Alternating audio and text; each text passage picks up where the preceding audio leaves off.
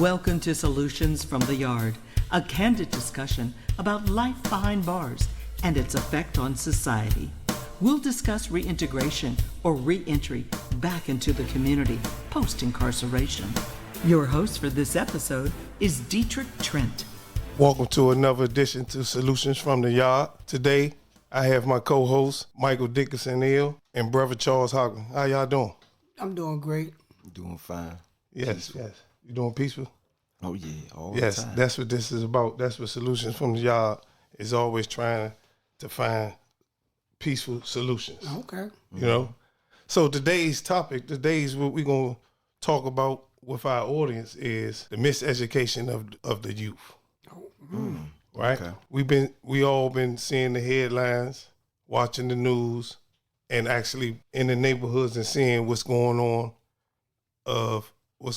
in our neighborhood with a lot of the trauma with a lot of our youth. I'm not here to talk about the crime. I'm here to talk about what are some of the things that could be changed and done to help our youth, underserved communities and under-resourced communities and broken families they come from, and a lot of faced with so many barriers before they even step a foot off the porch. We already know the disparities between when it comes to the racial counterparts, when it comes to youth incarceration. The numbers are skyrocketing off the chart when it comes to the black and brown community. Mm-hmm. That's an issue in its own. So, but what can we as men and women of our communities and activists of our community help put a dent in some of that, the disparity, to bring it down? You know, because certain things is always going to be there. Crime is not going to stop. But when we can help reach a lot of our youth in these communities is by coming up with solutions. Mm-hmm. Coming up with solutions and initiatives that need to be pushed, and that we know things work, because it was things that work, but when it came to the dollar, all of a sudden it don't work, right? Meaning because we don't want to pay no more. We don't want to invest no more, right? Everybody know I'm one of the biggest advocates about bringing trades back to our schools, because as we all know, as Brother Charles, did your family have money for you to go to college? No. Brother Michael Dixon here, did your family have money for you to go to college? Yes. Yeah, I would say yes. And I'm going to say no, and it's three of us, so look at the numbers. That's statistics. That's statistics. Yeah. Right there. See, and I know my brother went because he was an exceptional basketball player. He had to get a free ride. Right. Mm-hmm. Right? But he'd be the first one to tell you that he couldn't read or write. Yeah. That's a whole nother statistic. But getting back to the trade thing is because a trade, either, I don't want to bring religious or anything, but for those that says into religion, if you read your religious books, you see that there was nothing but people that had trades. They was carpenters, man. They was masonry. They was everything. They built. These are things that was learned from the beginning of the time. And in the early 80s, in the 90s, in the 70s, before that 60s, or in our schools, right? In the District of Columbia, we had trades. We had schools that teach you how to build an automobile. These are something that will go on with you for years to come, right? So a lot of this stuff is taken out. So a lot of these things are taken away from the youth today, right? And we see when you don't invest in the youth futures, you get what we see now that's going on now, a lot of miseducation of our youth. So I want to ask you, brothers, what effects do youth incarceration has on society as a whole, from your perspective, Brother Charles? Youth incarceration as a whole on society. Yeah. I think it was when we went biblical, so we're going to go with Herm. Yeah. And what Herm Go said. biblical. Go lock up kill all the firstborn, the boys. Right? So we got this thing going on in society that, first let me clarify this here. Juvenile violence and juvenile crime is not what they say it is. I was reading the Justice Department to say it's not what they say it is, but you can take one or two or three incidents throughout the country and sensationalize them, and that become you painted with a broad picture. Yes. Brush. Okay. That being said, so now we got this thing where we locking our kids up. Supreme Court came out with a case that say that your state of mind, you don't have an adult state of mind until you reach 25 or beyond. Yes. So anywhere between like birth and up to 25, 26, you only had the state of mind to understand the consequences of an act that you commit. So now you're going to take a 14-year-old, right? And you're going to say, okay, a 14-year-old committed a heinous crime. You're going to say because he committed a heinous crime, therefore he's entitled to do adult time because he did what you consider an adult crime. You want to take him out of the equation as to what he is and what went on with him. So now the impact is our youth is going to prison at a young age, and they're coming out as adults. So everything they would learn at a young age that was formative, how to play basketball or how to relate to people, how to interact with people, how to socialize. Now they're gonna learn that in the joint. So when you get in the joint, you're 14 years old, and when you get in the joint, the first thing you will learn is, listen, man, get a knife, man, because you have to fight or flight. And if you're under DC code, when you get in the system, they're gonna say, listen, man, you gotta click up with the homies. That's the only way we're gonna survive. More importantly, the example I'm gonna give you of how you gotta hook us with us, you gotta put work in. So now I leave out, by the time I get ready to leave out of prison, and this is a fact. We just seen this on the Ira case. This is a fact. The guy came in at a young age. By the time he got to when he had 20-something years in and was in position to get Ira, that Ira being the Second Look Act or something to that effect, right? When he was able to get that, he had a numerous amount of infractions or shots prior to. And I'm sitting back saying, yeah, he had to do that in order to position himself to do this, to get in front of the judge and say, I'm ready to come home. He had to survive. Right, he had to survive. So now, to go back to your question, the impact is we locking up our kids, we condition them to be animals, we condition them to think a certain kind of way, and then we release them back out in society and don't have nothing for them to do. Don't have no resources available for them, and expect them to say, "Oh, I was 14 when I went in. I didn't know. I ain't know nothing about no sex. I mean, I had intercourse. I had intercourse, but I ain't know nothing about no relationship. But now I'm coming out and expected to like be sensible enough to interact with people. When I left, I didn't have no work ethic. I ain't had work history. Work history. So I learned how to work. But what I learned? How did I learn how to work? I learned how to work in prison. What was the consequence of learning how to work in prison? If you don't do that job, you're getting a shot. So it's the consequences associated with everything that would in a normal society to be responsible. I gotta filter that when I get back out. So therefore, you didn't condition me to be basically insensitive and desensitized to a lot of things, and ergo you see a lot of that taking place. Everything intense. Everything. Yeah. So that's that's a good question, man, and it really need to be answered. I'm glad you said about the bars, about the speaking about the sex part, right? And where I'm about to go at with it is when you locking our youth up, you locking our families up that could be born, that could be created. I can speak for me. I was fortunate enough to I had a child before I did, while I was incarcerated, prior to she was pregnant, my son's mother. But I was gone for them 25 years. You know how many kids I probably would have had, right?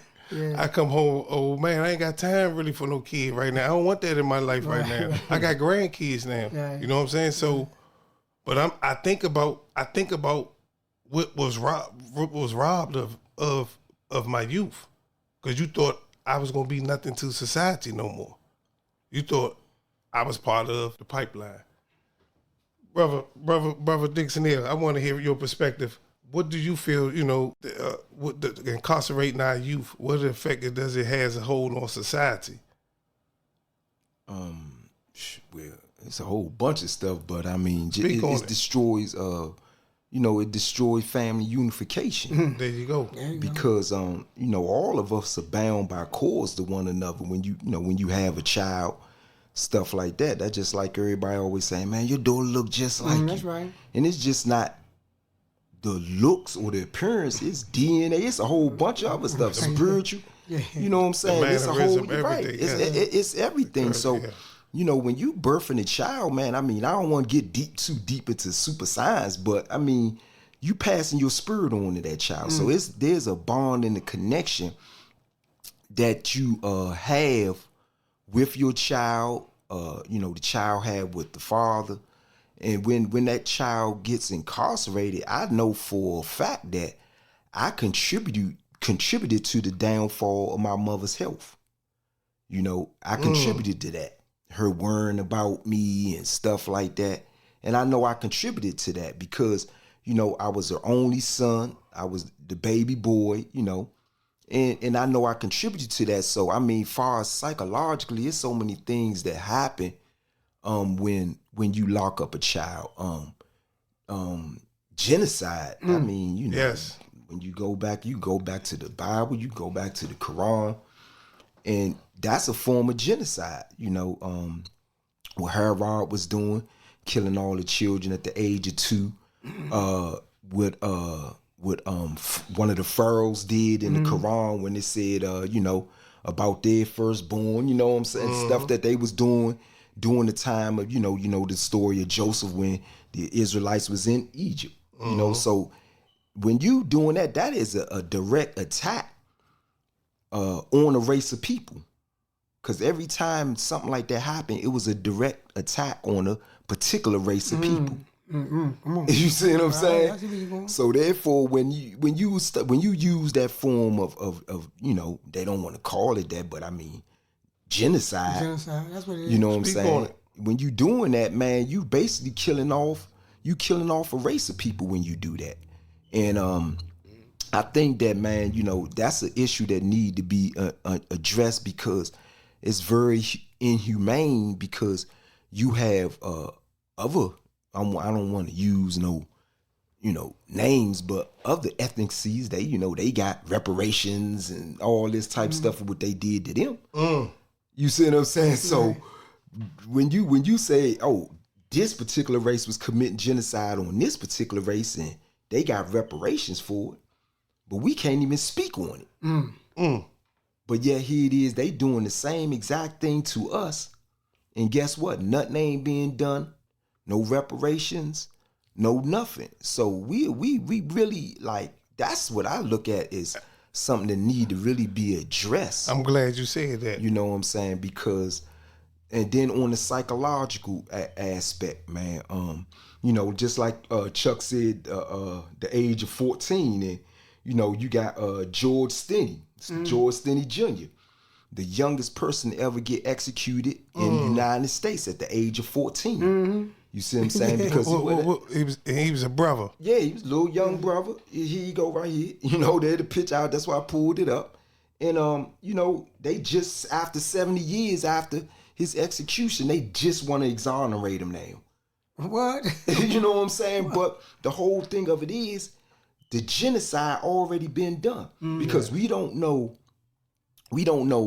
how many children he would have had. We don't know if he would have produced the next Martin Luther King or whatever the case may be. And see, that was the whole purpose of Herod doing what he did because he thought that he was going to get the next Messiah. So therefore, man, when you start doing stuff like that, man, you don't know what your prodigy is going to be. You know what I'm saying? You don't know who you might create. You might create the next person that's going to stand on the soapbox and free his people. So I look at that as a direct attack. You know, if I'm speaking radical, you know, but No, I look at it as a This is direct solutions attack. from the yard. You see what I'm saying? So therefore, that's something that, man, that I look at as serious, man, when they start attacking the youth. I look at that as something serious. We spoke on that about the fact that it kills off genocide in the generations and the curations, that the unknown. When you take away the youth, when you snatch the youth away from the families and the communities. And we see the disparity in how we are treated when it comes to race relations, right? We know it's deeper than someone just committing a crime. Yeah, That's what we trying to tell the audience. It ain't, we understand the crime is being committed. No one is barking about that. But there's so many other things and barriers and so many landmines set up that when one do something, it's a totally different outcome. We go to Burger King. The other one do something, dies in the cell. No questions asked. Same charge. We see it. So let me say that. Let me ask y'all this, bro. Do the youth justice system put enough efforts in prevention initiatives instead of punishment initiatives? No. Speak on it. No, because like the narrative, we playing back to Mike's narrative. Okay, we're gonna stay with the genocide perspective because if right now we're dealing with young people and we're dealing with young minds. All right, why would I invest? Even right now, when they was talking about when they was with the hysteria, this is how they started out in D.C. The former police commissioner, the mayor, get up. Oh, returning citizens, this the narrative. Returning citizens, they the ones that's doing all the crime, boo, boo, boo. But the former police commissioner, he's seeing the data. And he's saying like, oh, no. So he said, no, it ain't, it's not them, it's young people. And then they shifted their narrative, they shifted their attention. So now what you do, this is like they talk about school is like prison to pipeline. Right? Okay, no, the school is the school, they go from school to the jury, from jury to adult, from adult to adult to adult to adult. So now when you put a young mind in a juvie institution, you institutionalize them to think like, okay, again, I gotta survive. Cause you're not investing, you're not saying, I'm getting this youth and I'm gonna link them up with like mentors. I'm gonna get this youth, right? And I'm gonna isolate and say, okay, what's up? Right? Okay, who you think is a good person that you look up to? I look up to Dietrich, right? Okay, who is Dietrich? Okay, Dietrich is a community advocate. Oh, I look up to Big Elbows. Who's Big Elbows? Big Elbows slinging dope. All right, so you say, all right, look, let me go talk to Big Elbow. Look, man, get a kid a chance. He look up to you, get a kid a chance. And drawing the people in the community. Don't nobody want to see, I don't know nobody in no neighborhood you can go in and say, do you want your kid to go on the playground and play with hypodermic needles that got A's on it, crack valves, a gun to somebody in stash, or swing on the swing, play basketball, run around like kids? Everybody gonna say they want their children to have a safe place. So society, what they do, and the powers that be, their investment is in creating the illusion that they're in charge, that they got this under control. And I'm gonna close right on this point. When the new police commissioner came in, 3 days that she was, the 3 days she was in, she had a welcome home barrage of mayhem. To let her know that like you coming in the city as riding on your white horse, you're not gonna change this until you go in and start investing in the community and investing in the people in the community whose children these are, and not investing in an institution that's a pipeline to a major institution to ultimately to maybe an Ultimax. Now, bro, Mike, we see a lot of stuff on the media, like I said earlier. We see what's being painted in the newspapers and all that, and on social media. We see a lot of bills being passed, and we see a lot of laws being pushed forward. But do you feel there's enough, that the judicial system is doing enough when it comes to preventative initiatives, like keeping them away from the prison system, keeping them away from being putting handcuffs on from the police, that part? Because if we could keep the handcuffs from the police from putting the handcuffs on, that's a win. That's it. Do you feel there's enough initiatives being placed forward when it comes to the youth? No, no. I want to try to narrow it down, but that's very broad. But great question. But I'm just gonna give my perspective. Man, go ahead. And one thing about when we was children, we was like sponges. We absorbed everything we saw. Whether it was, you had a father that had a business like my father, or you didn't have a father and the guy that was standing on the corner, was the person you looked up to as a father, and you absorb these things. I had what I want to say. I had the privilege of doing both. I had the privilege of knowing what was good, and I had the privilege of knowing what was bad. And I say it was a privilege because that what made me to who I am today. Because if I didn't have both those aspects, I would have never groomed myself from the fire and turned it to a sword right now. So that was a privilege. And I'm saying all that to say is, like, for real, like when you just think about the drugs, the guns, the social media, what's on TV, just think back to, the 70s when we watched TV. You might know most violence you might have had was maybe the Lone Ranger. You know what I'm saying? Or, Three Stooges, they playing, hitting each other in the head with hammers, little dumb stuff like that. But that was the most violence you saw. Now, look what they doing with violence now. You got this music, you got social media, you got all these different movies, you got all these different things that influence a young mind that don't know, especially if he don't have a good structure that he can absorb from. When you come up in a broken home and, your mother on drugs, father locked up, or don't even know your father, you don't have nothing to absorb. And this go all the way back to the genocide thing. Because once you could destroy that family structure, like I said, which been started a long time ago, destroying the family structure, you don't have nothing to absorb. So when you start talking about, do they have, do they do anything? That's what we need to be attacking. We need to be attacking what's influencing these youngins to do what they doing. What's got them in that mindset of disrespecting elderly people. And, like I said one time on one of the shows that, how them youngins treated my father. 80 years old, you slung my father to the ground and took his Toyota Corolla. Joy rolled in it, crashed it all up, jumped out of it, pretended like you had a gun, carjacked somebody else while they was getting in their car, left his car there all beat up. You got to understand the mindset of these youth. So when you start talking about what can be done, just locking them up that's not the solution.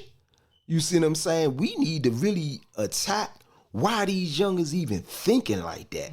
And some of it, I take the blame for it because, when we was growing up, everybody wanted a reputation.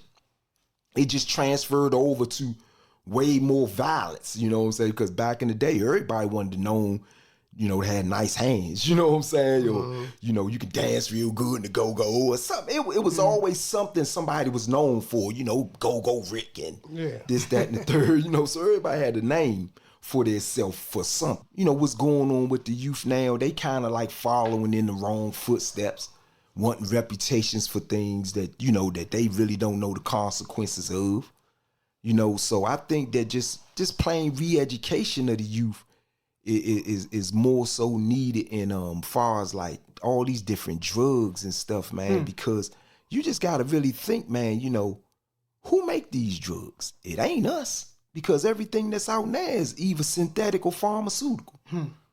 You see what I'm saying? These some of the things that we need to look at too, you know what I'm saying? Because everybody on these pharmaceutical drugs or something that was made in the lab that's not made by us. You see what I'm saying? So this some of the things that we gotta really look at, man. Video games and this music. Record labels telling these young rappers, we don't want to hear nothing conscious. This is what we want to hear: trap rap and this, that, and the third. So it's just like a lot of those things that I think that the powers that be should pay attention to that. Get them out of that state of mind. That's what I think that need to be addressed. And I understand where you're coming from, and far as that state of mind where this youth at, where they mind, because I talk to a lot of them every day. Quiet as kept, a lot of them don't even like being in their own neighborhood. They want something else to do. But they caught up in that age range where there is nothing for them to do, 14 to 16. You can't get no job until you, 60? They caught up in that age range, that 13, 14, 15, nothing to do but be mischievous in the neighborhood, idle time. All the recreation centers closed. Come on. So, or you can't, or they can't go outside their neighborhoods because old beefs. A lot of stuff been handed down to a lot of these youth too. And that makes them isolated and makes them. That's a lot of trauma to be isolated in your own neighborhood. I'm in a 6-block radius, but I can't go nowhere out the 6 blocks radius because there's a possibility I might get shot. That's trauma. You know what I'm saying? That's like we walking around on the wreck yard. You know what I'm saying? And but I think that's why I said about the initiative, the preventative initiatives, because I think if a lot of things be put in place for our youth, like right now, some youth SYEP about to stop. The youth about to have a whole month now before school start. They don't go to work. They don't do nothing. What you expect them? What they gonna do? You ain't nothing for them to do. We ain't got nothing open because everybody worried about going back to school. What about this gap between school? Summer school over with, SYP over with. Where's the money at? Why we ain't investing in these young for the whole summer or throughout the whole year? It's enough government and federal builders in DC that we can invest in our youth and giving them paid internship jobs, giving them year round. You want them all to give them something. We got to meet them where we at. That's just how I feel. And until we ready to go stand out there and meet them where we at, it's gonna always be the miseducation of the youth. We out. You've been listening to Solutions from the Yard. This podcast is presented by Voices for a Second Chance, a comprehensive reentry program that provides culturally appropriate, trauma-informed, gender-specific, and peer-based services. For more information, go to info@vscdc.org or visit our website at www.vscdc.org.